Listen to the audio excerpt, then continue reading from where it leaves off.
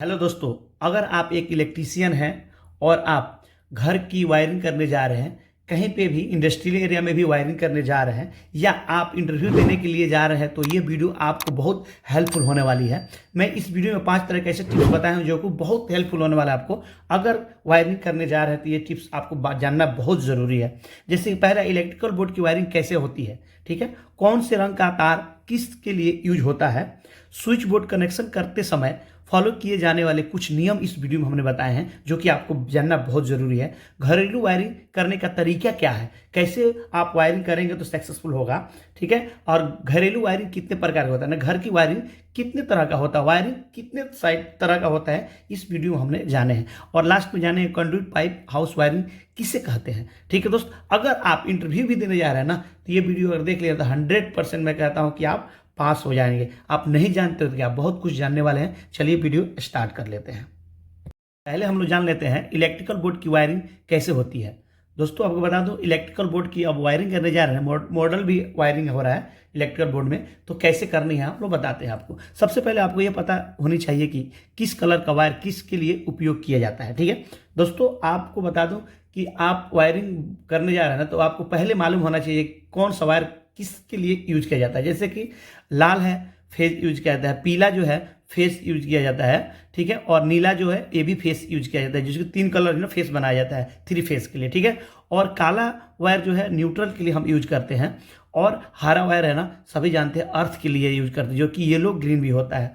नियमों के अनुसार हमें हर कनेक्शन के उपयुक्त क्रम को अनुसार ही वायरिंग करने चाहिए। जो भी है ना, उस हिसाब से आपको वायरिंग करनी चाहिए। तो आइए हम लोग जानते हैं कौन से रंग का तार किसके लिए यूज करें, ठीक है। आपको ये मालूम होना चाहिए कि कौन सा रंग का तार किसके लिए यूज करें। अगर आप किसी बिजली के उपकरण को वायरिंग करना चाहते हैं तो आपको सभी प्रकार के तारों को जानकारी होना बहुत ज़रूरी है, ठीक है ना। कौन सा कलर कहाँ पे यूज करना चाहिए, अच्छे तरीके से अपने घर की वायरिंग कर सके, ठीक है। इसके लिए आपको जानना है, जैसे कि रेड जो है और येलो वायर और ब्लू वायर, ये जो 3 जो है ना, ये 3 फेस के लिए यूज होता है। फेस के लिए हम यूज करते हैं। जैसे कि लाल पीला नीला को हम गर्म तार भी कहते हैं, फेस लाइन वाला तार भी बोलते हैं, जिससे हम बिजली होती है, ठीक है ना, इसमें करंट होती है। और इस वायर का कनेक्शन हमेशा सभी के ऊपर किया जाता है, ठीक है ना, ताकि जब भी इस इलेक्ट्रिकल अप्लायंस की करंट को बंद करे तो ये पूरी तरह बंद हो जाए और इस तार को कभी नंगे हाथे ना छुए,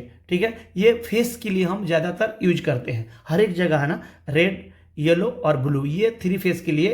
अगर आप एक फेस यूज कर रहे हैं ना, तो आपको रेड और एक न्यूट्रल लेना पड़ेगा, उसके लिए हम ये यूज करते हैं। तो अभी हम लोग जान लेते हैं काला तार यानी ब्लैक वायर। ब्लैक वायर कहाँ पे यूज किया जाता है, किस लिए यूज किया जाता है, ठीक है दोस्त। काला तार को हम ठंडे तार के रूप में भी जानते हैं, जिससे किसी भी तरह का बिजली नहीं होती है और इसका कनेक्शन सीधे उपकरण पर किया जाता है, ठीक है ना। ये सीधे पंखा में और लाइट में ये सीधे डायरेक्ट कनेक्शन होता है, ठीक है ना। अगर सॉकेट आपके बोर्ड में है तो ये न्यूट्रल लेके आएंगे, नहीं तो जरूरत नहीं है बोर्ड में लाना न्यूट्रल, ठीक है ना। स्विच में लाना नहीं जरूरत है, ठीक है। हरा तार यानी ग्रीन वायर। ग्रीन वायर किस लिए हम यूज करते हैं दोस्तों, आपको बता दूं, ग्रीन वायर जो है ना, भारत में हरे रंग को तार को अधिक से हम इस्तेमाल करते हैं, किसके लिए, अर्थिंग के लिए, ठीक है ना। अगर आप किसी भी उपकरण के अर्थिंग वायर को देखें तो उसका रंग आपको हरा मिलेगा, येलो ब्लू हरा मिलेगा, ठीक है ना।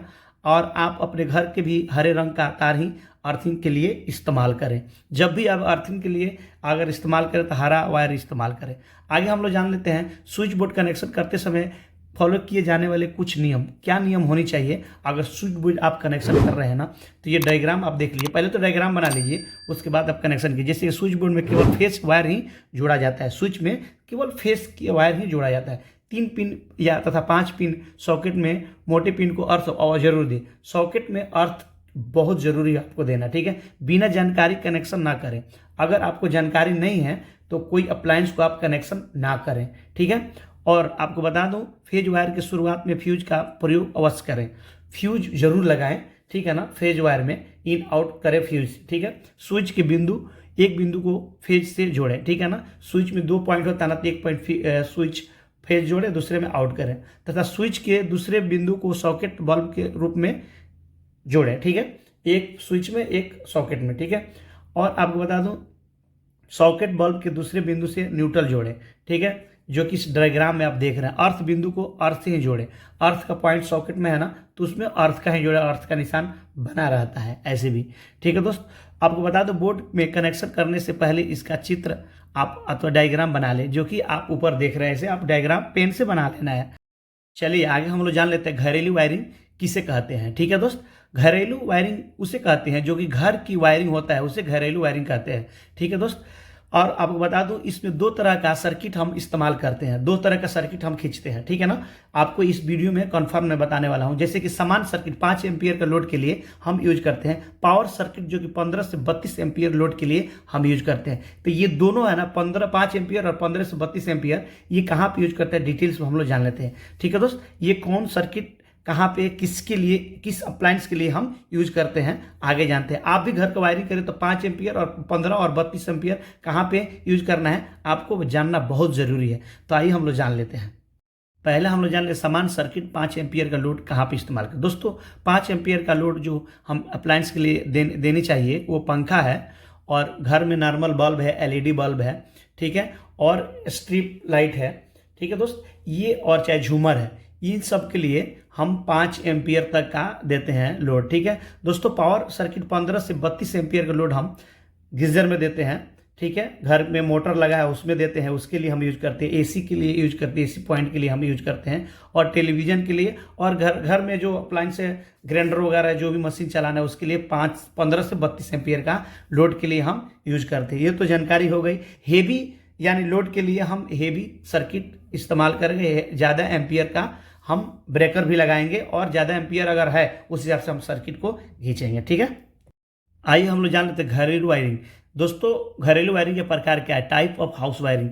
हाउस वायरिंग कितने तरह का होता था और कितने तरह का हो रहा है इस वीडियो में जानेंगे। दोस्तों आपको बता दें घरेलू वायरिंग बहुत प्रकार का होता है, जिसमें कि आजकल अधिकतर पुराने हो चुके हैं, यानी बंद हो चुका है कुछ वायरिंग, जो कि आपको इस वीडियो में बताने वाला हूं। लेकिन जानना बहुत जरूरी है कि वायरिंग किस किस प्रकार के की जाती थी, वायरिंग के नियम क्या है, किस प्रकार क्या है, ठीक है, किस प्रकार के होती थी। तो इस वीडियो में मैंने 5 तरह का ऐसे बताए हैं जो कि आपको इंटरव्यू भी देने जाना तो हेल्पफुल होना। 5 तरह का वायरिंग और किस तरह होता है फुल डिटेल्स में वीडियो में बताएं। जैसे cleat wiring, second wooden casing capping wiring, ठीक है दोस्त, और थर्ड है बटन वायरिंग, और फोर्थ है लैंड सेल्थ वायरिंग, ओके, 5 है कंडुइट वायरिंग। दोस्तों इसमें मैंने फुल डिटेल्स बनाया हूँ, वीडियो आपको डिस्क्रिप्शन में दे दूंगा, आप जाके ये देख लीजिए। 5 वीडियो का मैंने फुल डिटेल्स बनाया है, लेकिन आपको बता देते हैं cleat wiring, wooden wiring, button wiring, lead sheath wiring और कंडुइट वायरिंग कहाँ पे यूज किया जाता है, इसके डिटेल्स में आगे हम बताते हैं। ठीक है, तो फर्स्ट में हम लोग जान लेते हैं क्लिट वायरिंग के बारे में। ठीक है दोस्त, क्लिट वायरिंग कैसे किया जाता था और इसका फायदा क्या है और नुकसान क्या होता था पुराने जमाने में, अभी तो नहीं हो रहा है। इस क्लिट वायरिंग को लकड़ी को गुल्ली से दीवार में लगाया जाता था, ठीक है ना, लकड़ी की एक गुल्ली होती थी, उसमें ठोकर दीवार में लगाया जाता था। और आपको बता दूं इसमें है ना क्लिट वायरिंग की जो दूरी होती थी गुल्ली की वो 30 सेंटी ही रखी जाती थी, और इसमें VIR केबल या PVC केबल का इस्तेमाल किया जाता था। ये ओपन चैनल होता था, लकड़ी पे वो ठोक दिया जाता था, ठीक है ना, एक बीट आता था उसमें ठोक दिया था। इसका फायदा क्या है, इसमें क्या है कि कोई भी अगर शॉर्ट सर्किट हुआ तो आसानी से हम लोग जान जाते थे, ठीक है ना, हम लोग जान जाएंगे, जो बाहर से दिख जाएगा, ठीक है। और ये जो है ना, ये फिर हम रीवर्क में ला सकते हैं, सामान को खोल के फिर रीवर्क में ला सकते हैं। इस मेथड में सबसे सस्ती यानी सस्ती ये वायरिंग होती है, ठीक है। और इसका केबल जो है ना आसानी से बदला जा सकता था, ओपन करके आसानी से हम बदल सकते थे। लेकिन हानियाँ क्या है, नुकसान क्या होता है, इस प्रकार का वायरिंग देखने में बहुत भद्दा मतलब बेकार दिखता था, ठीक है ना, बाहर से बेकार दिखता था। खुली होने के कारण ये बहुत नुकसान भी पहुंचता था, ठीक है। और आपको बता दूं कि खुली में धुआं, तेल या नमी कोई चीज़ हो ना, चाहे धूप हो, उसमें जल्दी खराब हो जाता था, ठीक है। पुराने में तो यही होता था, लेकिन अभी तो मॉडलिंग हो गया है और अंडरग्राउंड हो रहा है, लेकिन ये पुराने नाम में क्लिट वायरिंग इसको बोला जाता था, ठीक है दोस्त। अभी हम लोग जानेंगे वुडन केसिंग केपिंग वायरिंग के बारे में, ठीक है। ये भी पुराने ज़माने में होता था, वुडन केसिंग केपिंग वायरिंग, ठीक है दोस्त। इस प्रकार की वायरिंग तार को हम ले जाने वाले लकड़ी की एक फंटी में इसको केसिंग केपिंग करके लेकर जाते हैं, ठीक है, इसको इस्तेमाल करते हैं। जो कि आपको बता दूं, नीचे हम चित्र में यानी इमेज में दिखा दूंगा, ठीक है, लकड़ी की केसिंग केपिंग और केसिंग दिखाए गए में गया है, ठीक है ना। और आपको बता दूं जो कि इस चित्र देख रहे हैं ना, इस ये जो पट्टी देख रहे हैं ये केसिंग केपिंग वायरिंग है। ठीक है, इसका लाभ क्या है, वायरिंग किया जैसे कि लेड सिल्थ या कंड्यूट वायरिंग से ये सस्ती होती है। दो जो वायरिंग है ना, लेड सिल्थ और कंड्यूट वायरिंग, इससे ये सस्ती होती है। ठीक है, इसमें फॉल्ट का लोकेशन आसानी से हम ढूंढ सकते हैं। ठीक है ना, इसमें भी अगर फॉल्ट होता है ना तो आसानी से ढूंढते, क्योंकि ये बाहर बार वायरिंग है ना उसके घाट में गया हुआ है, तो आसानी से ये देखने को मिल जाता है। इसमें वायरिंग आसानी से किया जाता है।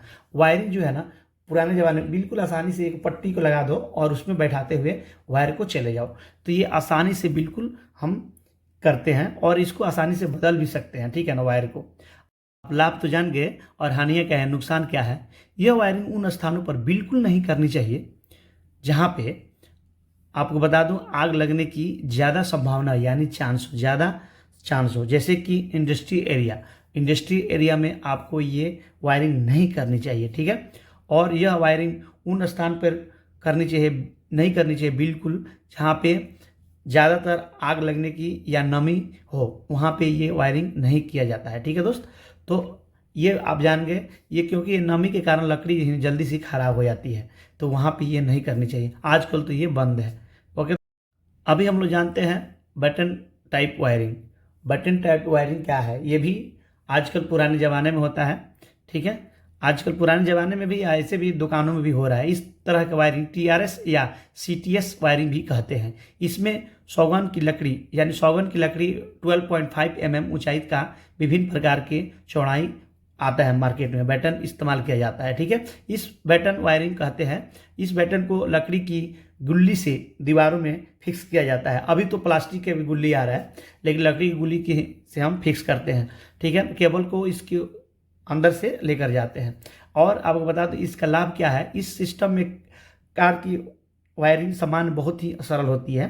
ठीक है ना, काम करते वक्त वायरिंग करना है ना तो बहुत आसान होता है। इसे क्लिप में बैठाते हुए लेके चले जाओगे, जो आप देखे होंगे मार्केट में बहुत अवेलेबल है।